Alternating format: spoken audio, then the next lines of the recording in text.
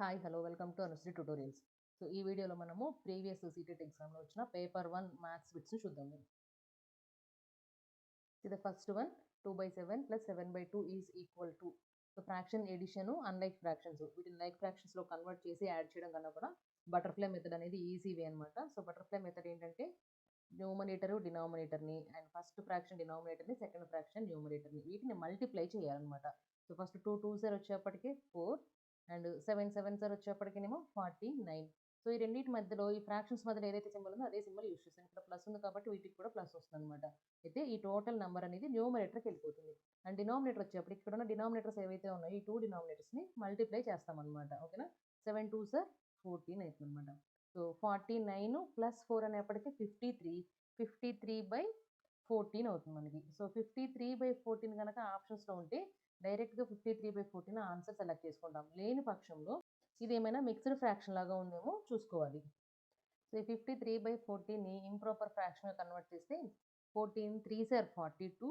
So 42 పోతే 53 నుంచి 11 ఉంటుంది, 11/14 అవుతుంది అనమాట. సో మిక్స్డ్ ఫ్రాక్షన్ వచ్చేప్పటికేమో 3 11/14, అదే నార్మల్గా ఉంటేనేమో 53/14. వీటిలో మనకి ఇచ్చిన ఆప్షన్స్ని బట్టి సెలెక్ట్ చేసుకుంటాము. So option 3 is correct answer for this problem. Now see the next one. Which of the following represents descending order of arrangement of the numbers? So descending order అంటే ఏంటి, బిగ్ టు స్మాల్. సో మనకి starting రాసేది big number అయి ఉండాలి and లాస్ట్కి వచ్చేప్పటికే small number రాయాలన్నమాట. So మనకి ఇక్కడ ఇచ్చిన ఈ డెసిమల్స్లో బిగ్గెస్ట్ డెసిమల్ ఏదనేది ఐడెంటిఫై చేద్దాము.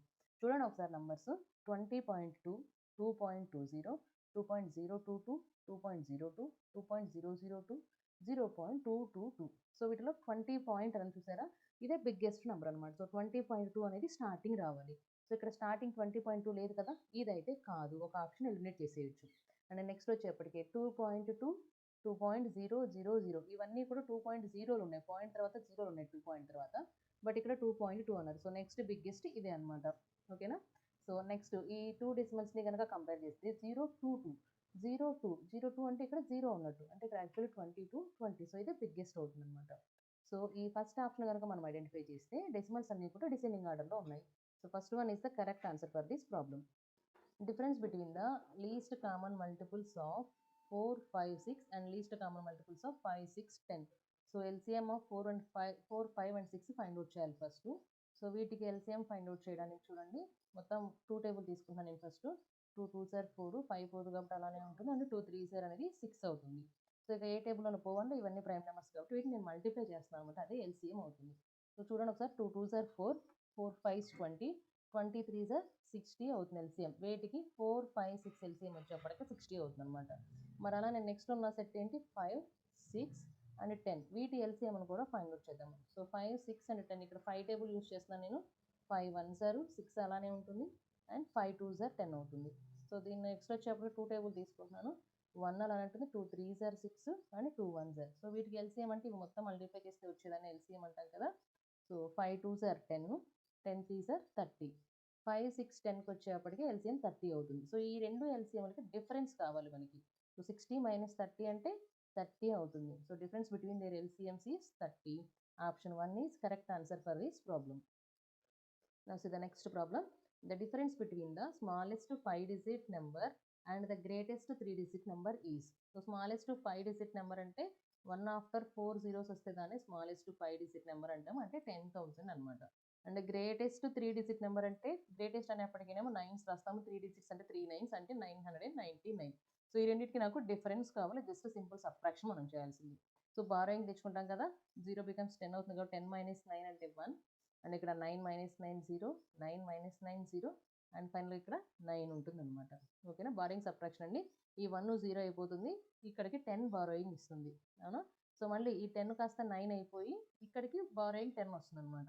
సో మళ్ళీ మనకి నెక్స్ట్ డిజిట్ కదా కావాల్సింది, సో ఇది 9 అయిపోయి ఇక్కడికి 10 వస్తుంది, అండ్ నెక్స్ట్ డిజిట్ కావాలి కాబట్టి ఇది 9 అయిపోయి ఇది 10 అవుతుంది. సో ఇలా తీసుకుంటా ఉన్నట్టు బారోయింగ్ అనేది.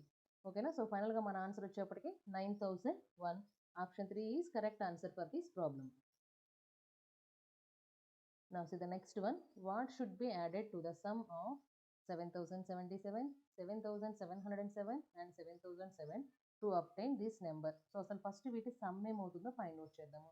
సో ఫస్ట్ నెంబర్ వచ్చేప్పటికి 7077 అండ్ సెకండ్ నెంబర్ వచ్చేప్పటికి 7707 అండ్ థర్డ్ నెంబర్ వచ్చేప్పటికి 7007. సో ఈ మూడింటికి సమ్ ఫైండ్ అవుట్ చేద్దాము. 7 7 14 plus 7 21. So 2 carry 1 in answer. 7 plus 2 9. 0 plus 7 plus 0 7. 7 3 21. So ఇది సమ్. బట్ మనకు కావాల్సిన ఏంటి, ఈ నెంబర్ కావాలి. సో 27,777 రావాలి అంటే దీనికి ఎంత యాడ్ చేయాలి? సో అంటే ఈ నెంబర్కి మనం ఏదో యాడ్ చేయాలి. సో సంథింగ్ ఒక నెంబర్ని యాడ్ చేస్తే మనకు ఆన్సర్ వచ్చేప్పటికి 27,777 రావాలన్నమాట. ఈ యాడ్ చేయాల్సిన నెంబర్ ఏంటనేది మనకు కావాలి. చూడండి, ఇక్కడ ఆల్రెడీ 1 ఉంది మనకి. 1కి ఎంత యాడ్ చేస్తే 7 వస్తుంది? 6. సో ఇక్కడ మనకు ఖచ్చితంగా 6 రావాలి. ఇది ఒక్కటి చాలు. మనకి 1's ప్లేస్లో 6 అన్న ఆప్షన్ ఒకటి, అది ఆప్షన్ 2 అనేది కరెక్ట్ ఆన్సర్ అవుతుంది. సో లేదు మాకు ఇంకా డౌట్ ఉంది అంటే చెక్ చేయండి. ఆల్రెడీ ఇక్కడ 10's ప్లేస్లో మనకి 9 ఉంది, బట్ మనకి 7 రావాలి. 9కి ఎంత యాడ్ చేసినా కూడా 7 రాదు. ఎందుకంటే 9 కన్నా నెక్స్ట్ 10 0 అయిపోతాయి కాబట్టి. సో 7 రావాలి అంటే 9కి 8 యాడ్ చేసామనుకోండి 17 అవుతుంది. అవునా? సో 17 అంటే 1 క్యారీ వెళ్ళిపోతే 7 ఆన్సర్లోకి వస్తుంది. ఓకే, ఇక్కడ 7 + 1 8 ఉంది ఆల్రెడీ.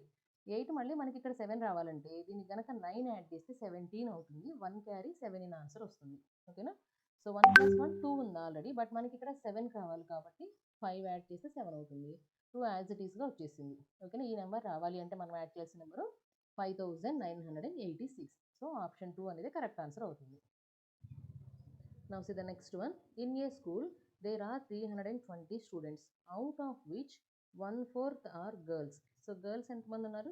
1/4 అన్నారు. అంటే 1/4 ఆఫ్ టోటల్. టోటల్ ఎంతమంది? 320. సో మొత్తం టోటల్గా గర్ల్స్ ఎంతమంది అవుతారు మనకి? 80 మెంబర్స్ గర్ల్స్ అయ్యారు. అవునా? ఎలా వచ్చింది? 4 1s 4 8s 32 కాబట్టి 80 అవుతుంది. సో 1/4 ఆఫ్ 320 అంటే 80 members girls. And the rest are boys. Rest are boys అంటే 320లో నుంచి 80 తీసేస్తే రిమైనింగ్ ఉన్న వాళ్ళే మనకి బాయ్స్ అవుతారు. రిమైనింగ్ ఎంతమంది ఉంటారు? 240 మెంబర్స్ ఉంటారు. అవునా?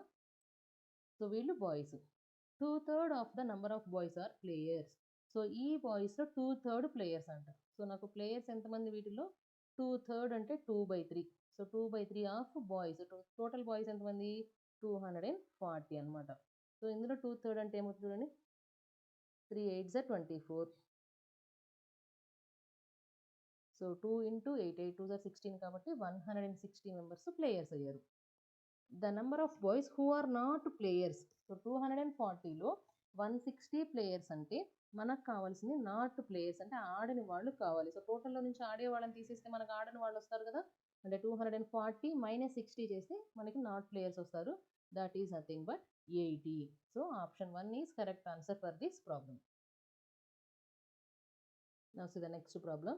A taximeter shows charges of 40 rupees for first 2 kilometers of journey and 15 rupees for every subsequent kilometer travelled.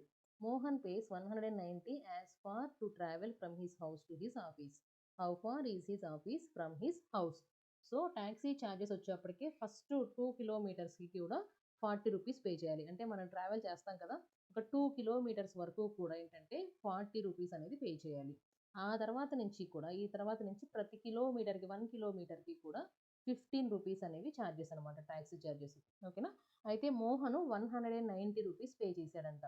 ఎంత డిస్టెన్స్ ట్రావెల్ చేయడం వల్ల ఈ 190 రూపీస్ పే చేశాడు అనేది కావాలి. సో మనకి ఫస్ట్ 2 కిలోమీటర్స్ అనేది 40 కదా, అంతవరకు తీసేద్దాం ఫస్ట్. ఎందుకంటే రిమైనింగ్ది మొత్తం 15కి కాబట్టి డైరెక్ట్గా ఫైండ్ అవుట్ చేయొచ్చు. సో ఈ 40ని కనుక సబ్ట్రాక్ట్ చేస్తే 9 - 4 అంటే 5 1. సో ఇక్కడ ఒక 2 కిలోమీటర్స్ మనం తీసేసాము. అంటే 2 కిలోమీటర్స్ ట్రావెల్ చేసాము. నెక్స్ట్ ఎంత ఇచ్చాడు? 150 రూపీస్. సో 1 కిలోమీటర్కి 15 రూపీస్ అయితే ఎన్ని కిలోమీటర్స్కి 150 రూపీస్ అవుతుంది? 10 కిలోమీటర్స్ కనుక అయితే 1 కిలోమీటర్కి 15 రూపాయల చొప్పున 10 కిలోమీటర్లు వెళ్ళినప్పుడు మాత్రమే మనం 150 రూపాయలు పే చేస్తాం. అవునా?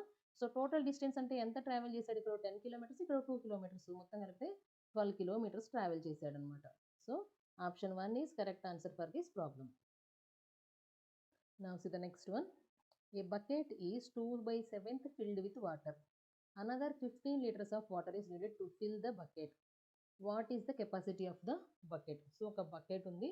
ఈ బకెట్ ఏంటంటే 2/7 ఫిల్ అయిపోయి ఉంది. సో ఇది 2/7 అంటే ఏంటి? టోటల్గా 7 పార్ట్స్గా చేశారు. 2/7 ఫిల్ అయిపోయింది అంటే ఇంకా రిమైనింగ్ ఏమవుతుంది? 5/7 అవుతుంది. ఎందుకంటే మొత్తము అనేప్పటికి టోటల్‌ని మనం 1గా కన్సిడర్ చేస్తాం కాబట్టి, ఇక్కడ వరకు 2/7 అంటే రిమైనింగ్‌ది 5/7 అనమాట. సో, ఈ remaining another 15 litres of water is needed. So, ఈ 5/7 పార్ట్‌ని కూడా ఫిల్ చేయాలి అంటే 15 లీటర్స్ కావాలి. 5/7 పార్ట్స్ అంటే ఏంటి? 7 ఈక్వల్ పార్ట్స్ గనుక మనం చేసుకుంటే 5 పార్ట్స్ ఫిల్ చేయాలి అంటే 15 లీటర్స్ ఆఫ్ వాటర్ కావాలి. అవునా? అంటే 1 పార్ట్ ఫిల్ చేయడానికి ఎన్ని లీటర్స్ పడుతున్నాయి అన్నప్పుడు 3 లీటర్స్ పడుతున్నాయి. 5 3 సారే కదా 15 3 లీటర్స్ పడుతున్నాయి. మరి ఇక్కడ 2 పార్ట్స్ ఉన్నాయి కదా! ఆల్రెడీ మనం ఫిల్ చేసినవి. ఈ 2 పార్ట్స్‌కి ఫిల్ చేయడానికి ఎన్ని లీటర్స్ యూజ్ చేసినట్టు? ఈ 2 పార్ట్స్‌కి ఫిల్ చేయడానికేమో 6 లీటర్స్ యూజ్ చేసాము. ఎందుకంటే ఒక్కొక్క పార్ట్‌కి 3 లీటర్స్ అని తెలిసింది కాబట్టి. అండ్ ఈ 5/7ని ఫిల్ చేయడానికేమో 15 లీటర్స్ అని అన్నారు. అవునా? సో, టోటల్ బకెట్‌ని ఫిల్ చేయడానికి ఎన్ని లీటర్స్ పడతాయి అప్పుడు? ఈ 15 ప్లస్ ఇక్కడ ఒక 6 లీటర్స్ పడతాయి కాబట్టి 21 లీటర్స్ ఆఫ్ వాటర్ అనేది యూజ్ అవుతాయన్నమాట. మొత్తం కెపాసిటీ ఎంత దీనికి అంటే 21 liters. So option 1 is correct answer for this problem. Now see the next one.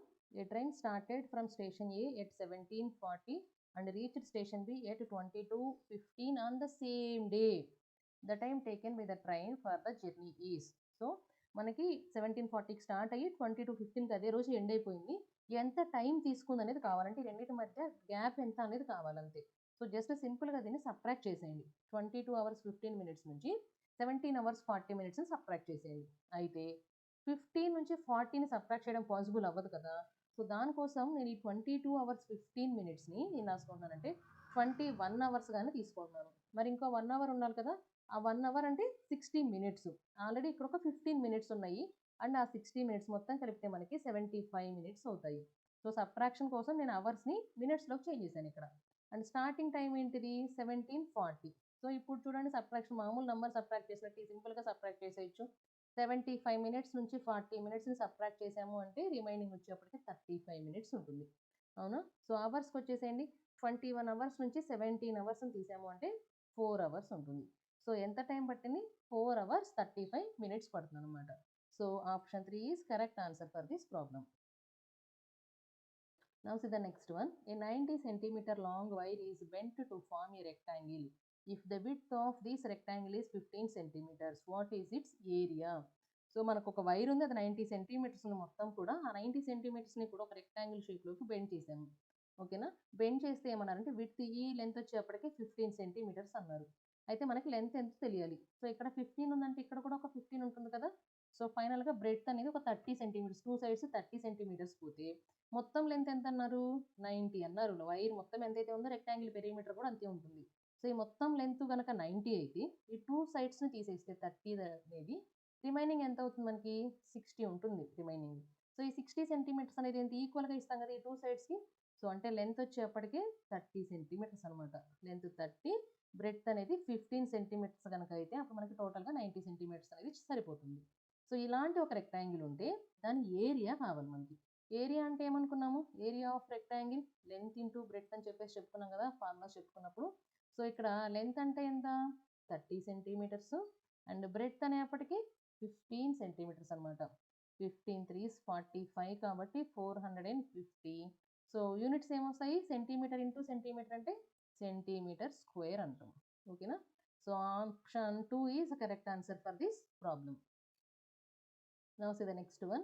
The number of degrees in 4 and 2/3 right angles is how much more than 395? So ఏమన్నారు? 4 and 2/3 right angles అన్నారు. 4 right angles అంటే 4 into 90, 94 360 అని మనకు తెలుసు కాబట్టి ఇది ఒక 360 degrees ఉంది. ఇంకా ఏమన్నారు? 2/3 రైట్ యాంగిల్స్ అన్నారు. 2/3 రైట్ యాంగిల్స్ 2/3 అంటే 2/3 రైట్ యాంగిల్ అంటేనేమో 90 degrees. సో 2/3 ఇంటూ 90 degrees ఏమవుతుంది? 3 1s 3 3s 9 కాబట్టి 33s అనమాట. ఓకేనా? సో 2 ఇంటూ 30 అంటే 60. సో ఇక్కడ ఒక 360 అండ్ ఇంకొక 60 మొత్తం కలిపితే మనకి 420 degrees అవుతుంది. సో 4 and 2/3 రైట్ యాంగిల్స్ అంటే 420 degrees. So how much more అన్నారు. How much more or how much less అంటే మనం ఏం చేస్తాము? సబ్ట్రాక్షన్ చేస్తాము. 395 కన్నా ఎంత ఎక్కువ అని అడిగారు. ఎంత ఎక్కువ అంటే సబ్ట్రాక్ట్ చేస్తే తెలుస్తుంది మనకి. అవునా? 10 - 5 అంటే 5, 1 ఉంటుంది. సో క్యారీ తెచ్చుకుంటే 11 అవుతుంది. 11 - 9 అంటే 2. So how much more? 25 degrees more అనమాట. So option 4 is correct answer for this problem. Now see the next one. Identify the shape with the following properties. So ఇచ్చిన ప్రాపర్టీస్ని ఆప్షన్స్ని చెక్ చేసుకుంటూ చూద్దాం. చూడండి, it has 4 sides. Rectangle, square, rhombus అన్నారు, అన్నిటికీ 4 sides ఉంటాయి. It is a closed figures, ఇది కూడా closed. It has opposite sides parallel and equal. So opposite sides అనేవి అన్నాడు. ఆపోజిట్ సైడ్స్ ఎలా ఉంటాయంటే ప్యారలల్గా ఉంటాయి అండ్ ఈక్వల్గా కూడా ఉంటాయంట. ఓకేనా. సో మనం ఒక్కసారి జనరల్గా చెప్పుకుందాము. మనం జనరల్గా నేర్చుకునేప్పుడు స్క్వేర్ అనేప్పటికీ ఆల్ సైడ్స్ ఈక్వల్ అని నేర్చుకుంటాం. రెక్టాంగిల్ అంటే ఆపోజిట్ సైడ్స్ ఈక్వల్ అని చెప్పుకుంటాం, అవునా. సో మనం ఈ వర్డ్ ఎప్పుడైతే చూస్తామో ఆపోజిట్ సైడ్స్ ఈక్వల్ అనగానే వెంటనే రెక్టాంగిల్కి వెళ్ళిపోతాం మనం. ఒకసారి స్క్వేర్ అబ్జర్వ్ చేయండి, స్క్వేర్లో మాత్రం ఆపోజిట్ సైడ్స్ అనేవి ఈక్వల్ అవ్వవా? ఆల్ సైడ్స్ ఈక్వల్ అన్నది ఓకే, ఆపోజిట్ సైడ్స్ అనేవి కూడా ఈక్వల్ అవుతున్నాయి కదా. అంటే ఇక్కడ ఒక 4 సెంటీమీటర్స్ ఉందనుకోండి, ఇది కూడా 4 సెంటీలో కూడా ఆపోజిట్ సైడ్స్ అనేవి ఈక్వల్గానే ఉంటాయి. రెక్టాంగిల్లో ఆపోజిట్ సైడ్స్ ఈక్వల్గా ఉంటాయి, ఆల్ సైడ్స్ అనేవి ఈక్వల్గా ఉండవు. బట్ స్క్వేర్లో ఆల్ సైడ్స్ ఈక్వల్ అంటే ఆ మోడల్లోనే ఉంది, ఆపోజిట్ సైడ్స్ కూడా ఈక్వల్గానే ఉంటాయి అండ్ ప్యారలల్గానే ఉంటాయి. సో ఈ సి కండిషన్ ఏదైతే ఉందో అది రెండిటికి కూడా వర్తించిద్ది. ఓకేనా. And at the same time రాంబస్ని కనుక ఒకసారి చూస్తే రాంబస్ ప్రాపర్టీస్ మనం చెప్పుకున్నాము. రాంబస్ ప్రాపర్టీస్ చెప్పుకున్నప్పుడు ఏం చెప్పుకున్నాం అంటే స్క్వేర్కి రాంబస్కి అన్నీ కూడా సేమ్ ఉంటాయి. బట్ ద ఓన్లీ థింగ్ ఇక్కడేమో యాంగిల్స్ అనేవి ఈక్వల్గా ఉంటాయి, ఆల్ యాంగిల్స్. బట్ రాంబస్లో వచ్చేప్పటికేమో ఓన్లీ ఆపోజిట్ యాంగిల్స్ ఈక్వల్గా ఉంటాయని చెప్పుకున్నాం, అవునా. సైడ్స్ సేమ్ స్క్వేర్లు ఎలా అయితే ఉంటాయి రాంబస్లో కూడా అలానే ఉంటాయి. ఆపోజిట్ సైడ్స్ అనేవి ఈక్వల్గాను ఉంటాయి అండ్ ప్యారలల్గాను ఉంటాయి. So opposite sides are equal and parallel అనేది రెక్టాంగిల్కి, స్క్వేర్కి, రాంబస్కి, ప్యారలోగ్రామ్కి అన్నిటికీ కూడా అప్లికబుల్ అనమాట. ఓకేనా, బాగా గుర్తుంచుకోవాలి. సింపుల్గా ఆపోజిట్ సైడ్స్ అనగానే మనకు స్ట్రైక్ అయ్యేది రైట్ యాంగిలే, రెక్టాంగిలే. సో రెక్టాంగిల్ మాత్రమే కాదు, స్క్వేరు, రాంబస్, ప్యారలోగ్రామ్ వీటిలో కూడా ఆపోజిట్ సైడ్స్ అనేవి ఈక్వల్గానే ఉంటాయి. ఓకేనా. సో నెక్స్ట్ వచ్చేప్పటికే all its angles are 90 degrees. So మొత్తం అన్ని యాంగిల్స్ కూడా 90 డిగ్రీస్ అంట. రెక్టాంగిల్లోనూ ఆల్ యాంగిల్స్ 90 డిగ్రీసే, స్క్వేర్లో కూడా ఆల్ యాంగిల్స్ అనేవి 90 డిగ్రీసే. ఓకేనా. సో మనకి ఇక్కడ ఆప్షన్స్లో ఇచ్చారు కాబట్టి ఈ ఇచ్చిన మెజర్మెంట్స్ తోటి అది ఏదైనా రైట్ యాంగిల్ అవ్వచ్చు లేదంటే స్క్వేర్ అవ్వచ్చు. సో ఆప్షన్ 3 అనేది కరెక్ట్ ఆన్సర్ అవుతుంది అనమాట. ఓకేనా, బాగా కేర్ఫుల్గా ఉండాలి. మనకి చాలా చాలా తెలిసిన ప్రాపర్టీస్ ఏవి. నేను మళ్ళీ చెప్తున్నాను, ఆపోజిట్ సైడ్స్ అనగానే సింపుల్గా రెక్టాంగిల్ ఓన్లీ అని చెప్పేసి పెడతాము కాదు. ఒక్కసారి గుర్తుంచుకోండి, స్క్వేర్లో ఆల్ సైడ్స్ అంటే ఆల్ అన్న దాంట్లో ఉంది, ఆపోజిట్ సైడ్స్ అనేవి కూడా ఈక్వల్గానే ఉంటాయి. ఓకేనా.